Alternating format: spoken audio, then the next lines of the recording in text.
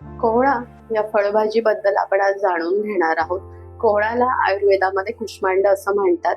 हा बहुगुणी आहे. मेनली हा मेद्याती गणामध्ये येतो. म्हणजेच काय तर ब्रेनवर काम करणारे काही ग्रुप ऑफ ड्रग्स आहेत, त्याच्यामध्ये हा अग्रगण आहे. तर मग जाणून घेऊयात कोहळ्याबद्दल. 4 प्रकारे आपण नक्कीच कोहळ्याचा फायदा घेऊ शकतो शरीरामध्ये.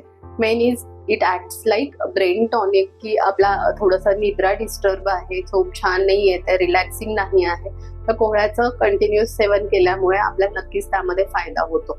मेधा म्हणजे ब्रेन टॉनिक म्हणून लहान मुलांमध्ये, मोठ्या माणसांमध्ये ते काम करतं. अलॉंग विथ चिडचिड होत असेल, थोडंसं पॅरालिसिस सारखं झालं असेल, तर त्यामध्ये सुद्धा नर्व्सवर काम करणारं ब्रेन टॉनिक आहे. दुसरी गोष्ट, हा बलवर्धक आहे.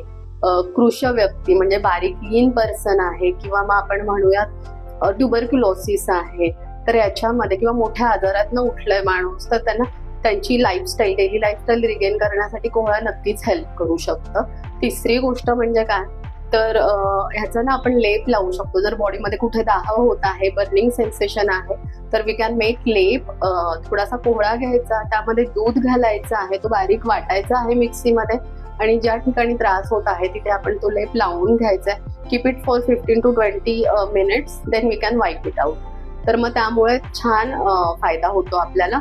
आणि fourth thing is sperm count वाढवतो पुरुषांमध्ये. जर इन्फर्टिलिटी असेल, प्रजनन संस्थान स्ट्रॉंग करायचं असेल पुरुषांमध्ये, तर काही महिन्यांसाठी रेग्युलर कोहळा आपण दिला तर नक्कीच त्यांचा स्पर्म काउंट वाढतो, नॉर्मलाइज होतो आणि त्यांना सुदृढ अपत्य होतं.